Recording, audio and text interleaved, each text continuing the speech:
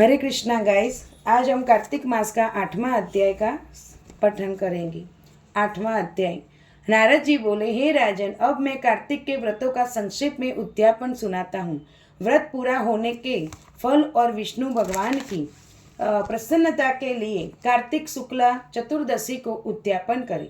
तुलसी के ऊपर 4 द्वारों का मंडप बनाकर तोरद वंदनवार बांधकर फूल और चमर से सजाए और चारों द्वारों पर पट्टी के बने पुण्यशोलिस और सुशील जय और विजय द्वारपालों का पूजन करें। तुलसी के पास 4 रंगों से सुशोभित सर्वोत्त भद्र चक्र बनाए।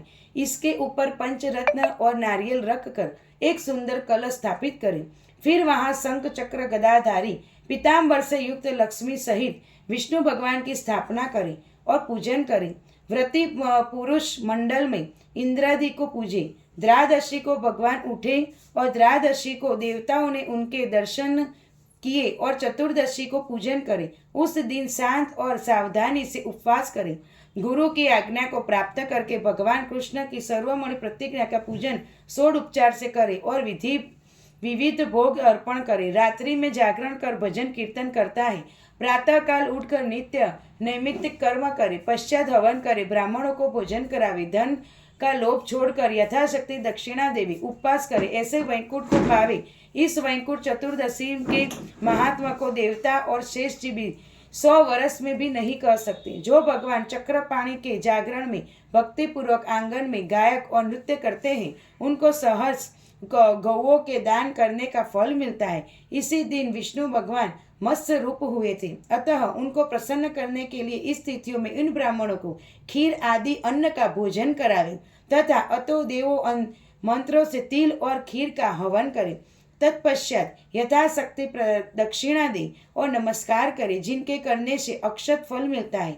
फिर विधि पूर्वक कपिला गौ का पूजन करे और उपदेश करने वाले गुरु को संपत्तिक वस्त्र आभूषण से सुसज्जित करके समापान करावे। प्रार्थना मंत्र से आपकी प्रसन्नता से मेरे 7 जन्म के पाप नष्ट हो जावे और मेरे मनोरथ सफल होवे और मरणोपरांत मुझे विष्णु लोक की प्राप्ति हो। ऐसे नमः ब्राह्मणों से क्षमा अपना करके क्षमापन मांग के और प्रसन्न कर पूजा की सामग्री गौ के समेत गुरु को निवेदन करे और फिर अपने बांधवों सहित स्वयं भोजन करे।